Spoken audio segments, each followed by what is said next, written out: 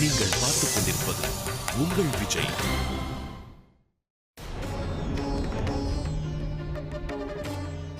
ஆனா இன்னைக்கு அந்த நம்பிக்கை நீ இழந்துட்ட. நீ வேணா உங்க அப்பா கிட்ட கேட்டு பாரு. இத்தனை வருஷத்துல ஒரு முறையாவது எனக்காக ஏதாவது வேணுமான்னு கேட்டிருக்கேன்னு கேளு அவர்கிட்ட. உன் தம்பி கிட்ட வேணாலும் நல்லா கேட்டு பாரு. அவ பொண்டாட்டிக்காக இதுவரை ஏதாவது நகை வாங்கி கொடுத்திருக்கானான்னு கேட்டு பாரு. நீ சொல்றது சரிதாம்மா. வாங்கி கொடுக்கணும்னு தோணவும் இல்ல, பணம் இருந்ததும் இல்ல.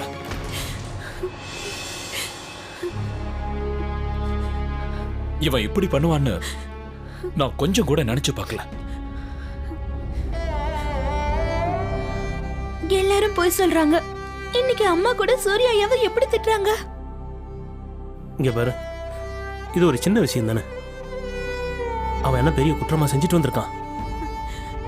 இவன் இன்னைக்கு குற்றம் தாங்க செஞ்சிருக்கான். இவன் மேல நான் வச்சிருந்த நம்பிக்கைய சுக்குநூறா இவன் உடைச்சிட்டாங்க.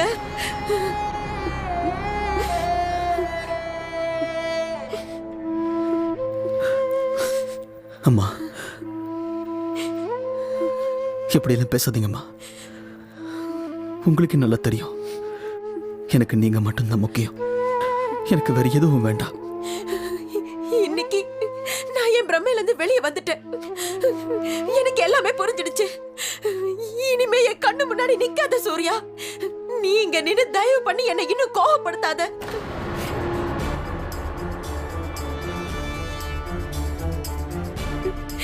இங்க இருந்து போயிடு. போன்னு சொல்றல.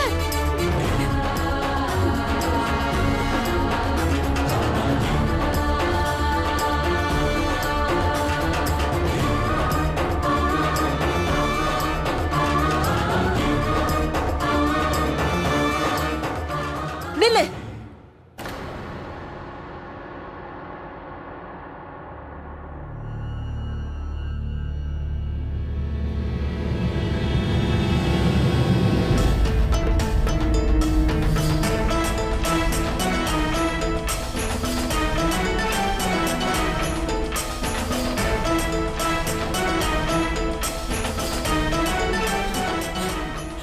ரொம்ப ஆசையா வர போற பொண்டாட்டிக்காக இந்த நகையை வாங்கிட்டு வந்தல்ல.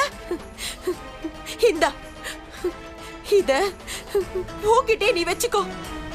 உன் பொண்டாட்டி இந்த வீட்டுக்கு வந்ததுக்கு அப்புறம் அவ உன்கிட்ட வந்து என் மாமியார் எனக்கு சுத்தமா பிடிக்கல, அதோட உங்க தம்பி பொண்டாட்டி தங்கச்சி யாருமே பிடிக்கலன்னு சொல்லி தனி கொடுத்தன போகணும்னு சொன்னா, உன் சாமான் எல்லாத்தையும் எடுத்துட்டு எங்களை எல்லாம் விட்டுட்டு அவ பின்னாடியே போயிடு. நீங்க 2 பேரும் தனி கொடுத்துன போயிடுங்க. எங்க எல்லாரையும் விட்டுட்டு நீங்க மட்டும் சந்தோஷமா இருங்க.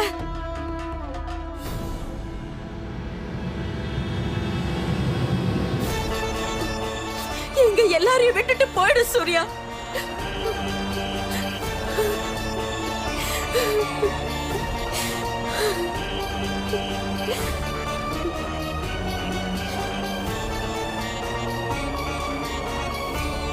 காஞ்சனா, நில்லு காஞ்சனா. ஆனா அண்ணா பெரிய தப்பு செஞ்சிருக்காரு. அவங்க இன்னும் வரவே இல்ல. வந்ததுக்கு அப்புறம் என்னெல்லாம் நடக்க போகுது. எனக்கே அசிங்கமா இருக்கு. வீட்டுல இருக்கிறவங்களை யோசிக்க வேண்டாம்? அம்மா மனசு எவ்வளவு கஷ்டப்பட்டு இருக்கோம். இவர் இப்படி நடந்து பாரு நான் நினைக்கவே இல்ல. பாத்தீங்களா எப்படி செஞ்சிருக்காருன்னு.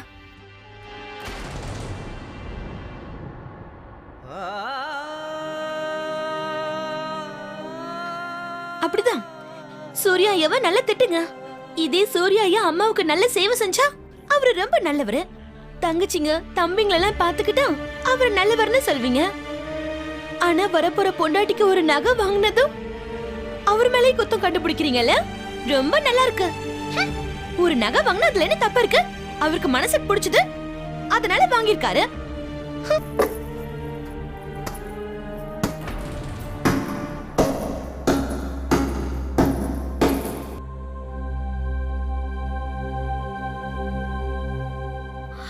அண்ணா, இந்த செயினை கொடுத்த மட்டும் போதுமானா? அண்ணியோட வேதனை கம்மியோட நீங்க நினைக்கிறீங்களா? உங்களுக்கு பிரிஞ்சவங்க எப்படி இருப்பாங்க? இந்த விஷயம் எனக்கு புரியாமல. ஆனா என்னையும் கொஞ்சம் புரிஞ்சுக்க ட்ரை பண்ணுங்க. யுஎஸ் போகணுங்கிறது என்னோட சின்ன வயசு கனவு. அங்க செட்டில் ஆகணுங்கிறதா என்னோட லட்சியம். அதுக்கு இப்ப நல்ல ஒரு வாய்ப்பு கிடைச்சிருக்கு. ஆனா இந்த வாய்ப்பை மிஸ் பண்ண நான் தயாரா இல்ல. நான் நினைச்சது மட்டும் நடக்கலன்னா நான் இங்கேயே சூசைட் பண்ணிக்குவேன். ஆனா நாங்க உங்களோட கனவை நிறைவேற்றிக்க வேண்டாம்னு எப்பவுமே சொல்லல. உங்களுக்கு இந்த மாதிரி வாய்ப்பு நிறைய வரும். சந்தியா, இந்த மாதிரி சின்ன ஊர்ல எல்லாம் அது மாதிரி வாய்ப்பு வர நிறைய வருஷம் ஆகும். அதுவும் இல்லாம 2 வருஷம் தானே, ஜஸ்ட் 2 years. நான் ஒண்ணு இவளை தனியா விட்டுட்டு போகலையே.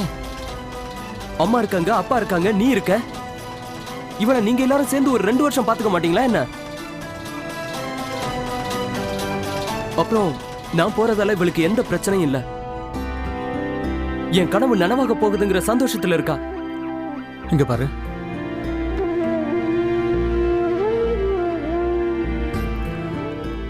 ஒன்ன மாதிரி அங்கீதாவுக்கும் சில கனவுகள் இருக்கும். அவ கனவு பத்தி யோசிக்க மாட்டியா?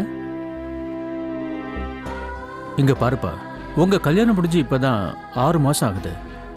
இப்போ ஒன்ன சேர்ந்திருந்து ஒருத்தர் நல்லா புரிஞ்சுக்கணும்.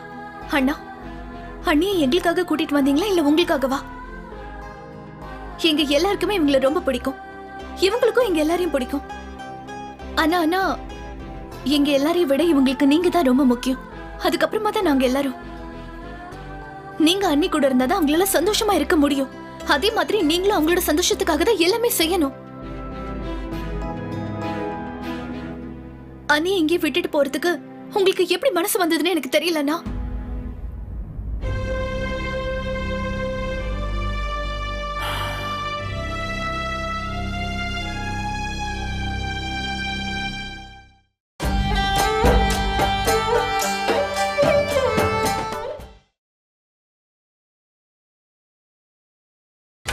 நீங்கள் பார்த்துக் கொண்டிருப்பது உங்கள் விஜய்.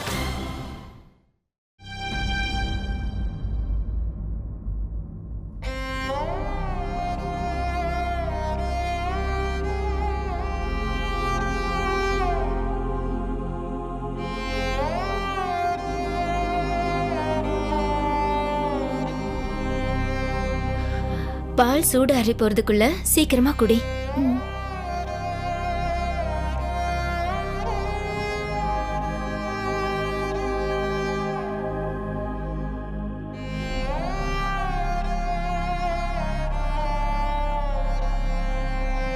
நான் சொல்றது சரிதான்.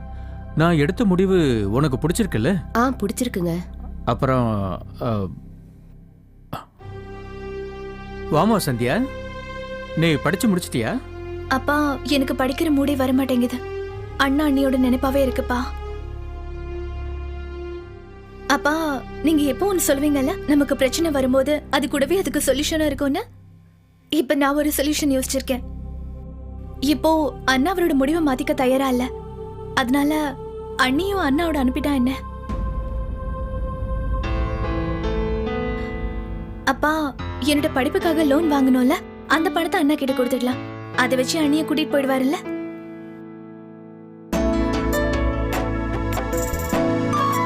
அப்புறம் என்னோட படிப்புக்கு ஏதாவது பணம் தேவைப்பட்டா நான் ஏதாவது ஒரு சின்ன வேலை பார்த்து அதை சம்பாரிச்சுக்கிறேன். அப்புறம் பணத்துக்கு எந்த பிரச்சனையும் இருக்காது. என்ன சொல்றீங்கம்மா?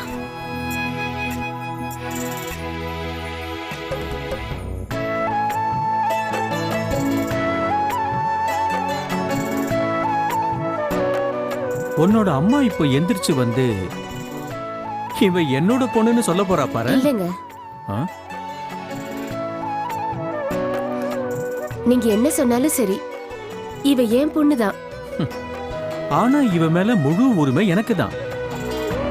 இவ்வளவு பெரிய மனசுள்ள என் பொண்ணை பத்தி நினைக்கும் போது எனக்கு உண்மையிலேயே ரொம்ப பெருமையா இருக்கு. சந்தியாமா, எனக்கு ரொம்ப சந்தோஷமா இருக்கு. நீ சொன்னது நல்ல சொல்யூஷன் தான். ஆனா உன்னோட படிப்புக்காக லோன் வாங்கியிருக்கிற பணத்தை உன் படிப்புக்காக மட்டும்தான் நாம பயன்படுத்தி ஆகணும். ஆனா அப்பா, அண்ணி அனுப்புறதுக்கு இங்க பாருமா, அங்கீதாவை நான் ஒன்னும் பேருக்காக என் பொண்ணுன்னு சொல்லல. மனசார அவளை பொண்ணா ஏத்துக்கிட்டேன். உன்னோட சந்தோஷம் எந்த அளவு முக்கியம் நினைக்கிறேனோ அதே மாதிரிதான் அவ சந்தோஷத்தையும் நினைக்கிறேன். அதனால இப்போ அந்த பிரச்சனைக்கு சொல்யூஷன் கிடைச்சிருச்சு. அது எப்படிப்பா? நீ சொன்ன அதே சொல்யூஷன் தான். அங்கீதாவையும் அண்ணனோட அனுப்பிடலாம். அந்த பணத்துக்கான ஏற்பாடுகளை பண்ணிட்டேன். அப்பா அங்க போறது மட்டும் ஒரு செலவு இல்ல, அங்க போய் தங்கறது, சாப்பாடு, அப்புறம் எல்லாமே ஒரு தனி செலவுதான். அதெல்லாம் எப்படி மேனேஜ் பண்ணுவாங்க? சந்தியா, அது நான் வேலைக்கு போய் என்னால அதிக பணம் சேர்க்க முடியலதான். ஆனா நான் சேர்த்து வச்ச கொஞ்சம் பணத்துல உங்க 2 பேரையும் நல்லா படிக்க வச்சேன். அதே நேரம் இந்த வீட்டையும் வாங்கினேன். அதனால நம்ம அங்கீதா இப்ப ஃபாரின் போறதுக்கு ஒரே ஒரு வழிதான் இருக்கு.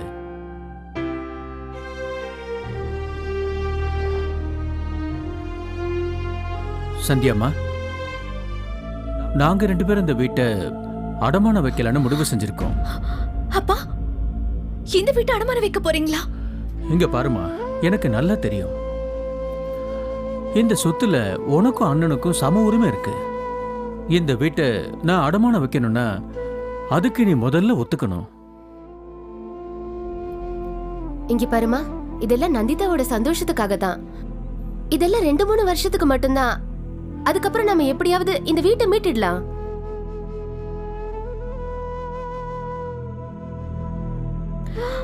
அப்பா, என் கல்யாணத்துக்கு இன்னும் நிறைய டைம் இருக்குன்னு எனக்கு தெரியும். எனக்கு மாப்பிள்ளை பார்க்கும்போது எனக்கு நீங்க பாக்குற மாப்பிள்ளையோட அப்பாவும் அம்மாவும் அப்படியே உங்களோட குணத்தோடயே இருக்கணும்னு நான் ஆசைப்படுறேன்ப்பா. அப்படியே செய்யறமா.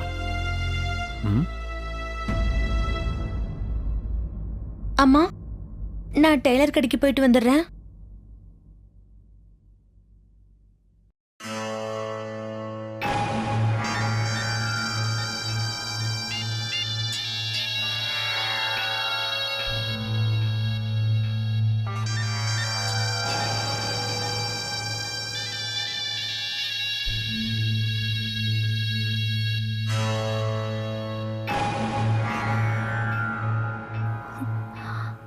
அத்தை, அத்தை, இதெல்லாம் நீங்க ஏன் செய்றீங்க?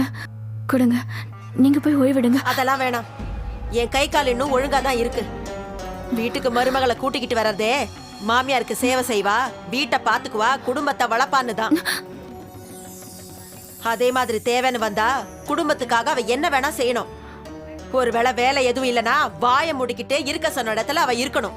எங்க காலத்துல நாங்க இப்படியெல்லாம் தான் இருந்தோம். எப்பவாவது வீட்டுல ஆம்பளைங்க இருக்கிறப்போ ஒருவேளை பொண்டாட்டி ஒரு வார்த்தை பேசினா கூட போதும், அப்புறம் மாமியார் கிட்ட இருந்து நல்லா வாங்கி கட்டிக்க வேண்டியதுதான். ஆனா இங்க நாளைக்கு இங்க என்ன நடக்க போகுதுன்னு எனக்கு நல்லாவே புரிஞ்சிடுச்சு. இன்னும் பொண்டாட்டி வீட்டுக்கே வரல, அதுக்குள்ள அவளுக்கு பரிசு வேற வாங்கிட்டு வந்திருக்கா. பொண்டாட்டி வந்ததுக்கு அப்புறம் இங்க என்னெல்லாம் நடக்க போகுதோன்னே தெரியல. அம்மாவையே வேலைக்காரி ஆக்கிடுவோம் போல இருக்கு. அதனாலதான் அவ வரதுக்கு முன்னாடி எல்லா வேலையும் நானே செய்யறேன். அப்போ நாளைக்கு திட்ட வாங்க வேண்டிய அவசியம் இருக்காதுல்ல. ஐயோ, இது வேற. அத்தை கொஞ்சம் கை காட்டுங்க. தள்ளடி. இப்ப நீ உன் மனசுக்குள்ள இந்த கேஸ் வெடிச்சு நான் ஏன் சாகலன்னு நினைச்சிட்டு இருப்பல்ல. உன் மாமியார் செத்துட்டா அத சந்தோஷமா நீ கொண்டாடி இருப்பல்ல. அத்தை, ஏன் இப்படி எல்லாம் பேசுறீங்க? அவர் மேல இருக்கிற கோவத்தை எதுக்காக ஏன் மேல காட்டுறீங்க? உங்களுக்கு தான் தெரியும்ல, நீங்க சொல்றத நான் அப்படியே செய்வேனா? நான் உங்களை ஒரு தாயா தான் பாக்குறேன். ஏன் முன்னாடி வந்து தேவையில்லாம நடிக்காத. மாமியார் என்னைக்கும் தாய் ஸ்தானத்துக்கு வர முடியாது, மருமக என்னைக்கு பொண்ணு ஸ்தானத்துக்கு வர முடியாது. யாரு எங்க இருக்கணும்னு எழுதியிருக்கோ அவங்க அங்கதான் இருக்கணும்.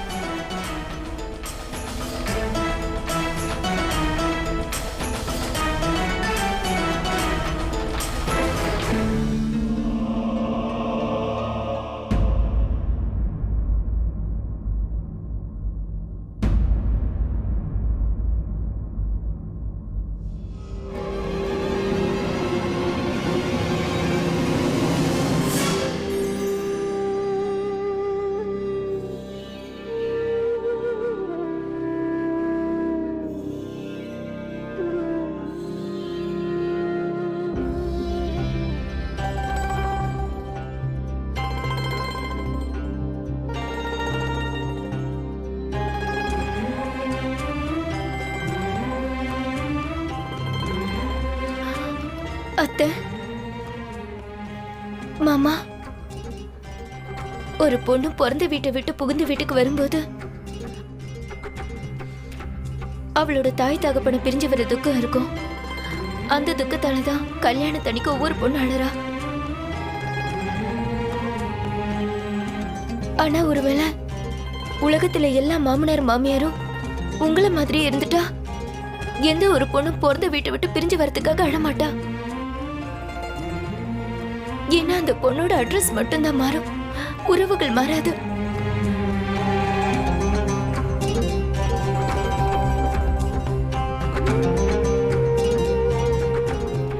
எந்த ஜென்மத்துல என்ன புண்ணியம் பண்ணணும் நீங்க எனக்கு மாமியார் மாமனாரா கிடைச்சிருக்கீங்க. என் உயிரை கொடுத்தாலும் என்னால இந்த கடனை தீர்க்க முடியாது.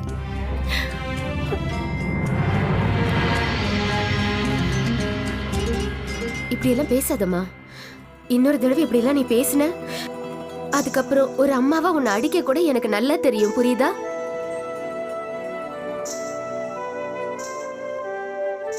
ஆமா அண்ணி, இன்னும் உங்க லைஃப்ல நிறைய இருக்கு.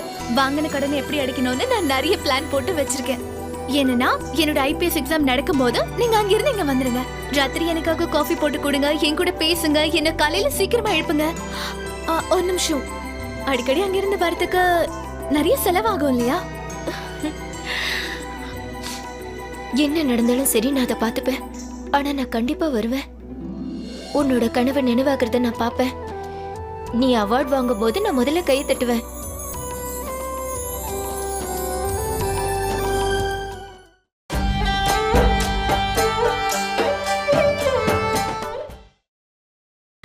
நீங்கள் பார்த்துக் கொண்டிருப்பது உங்கள் விஜய்.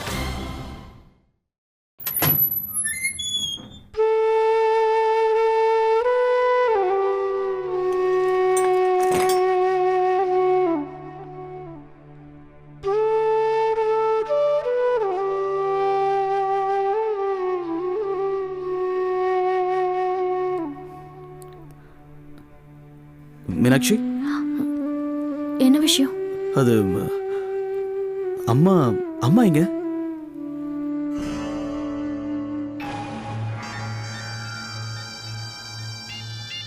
எனக்கு தெரியல. ஆனா நீங்க எனக்கு செஞ்ச வேலையால அத்தை ரொம்ப வருத்தப்பட்டாங்க. தேவையில்லாம என்னையும் வேற திட்டாங்க. காலையில இருந்து அவங்க எதுவுமே சாப்பிடல. இன்னைக்கு அவங்க சமைக்கும் போது கையை வேற சுட்டுக்கிட்டாங்க. ஆயின்மெண்ட் தேய்க்க கூட அவங்க என்ன விடல. அம்மா,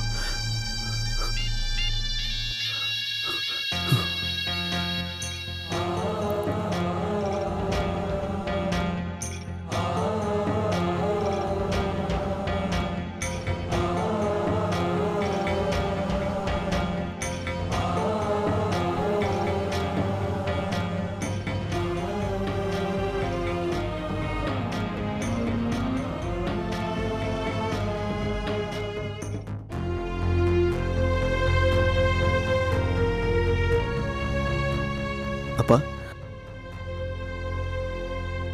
அப்பா, அம்மா அம்மா எங்கன்னு தெரியல, பாத்தீங்களா?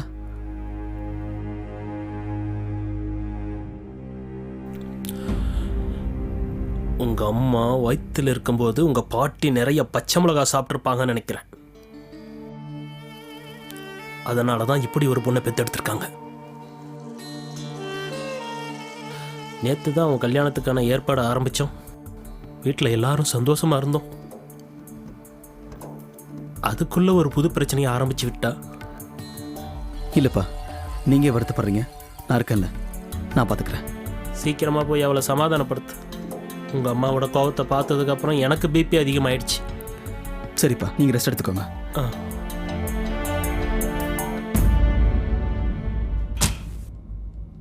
சூர்யா ஐயா, சாப்பாடு எடுத்து வைக்கட்டுமா?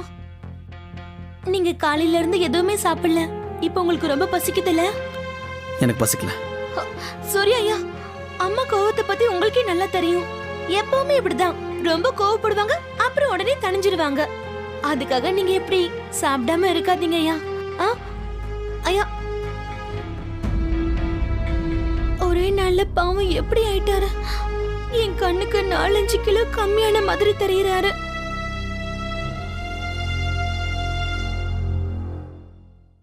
சவிதா, என்னங்கண்ணா? அம்மா எங்க? எனக்கு என்ன தெரியும்னா, நான் ரூம்ல உட்காந்து படிச்சிட்டு இருந்தேன்.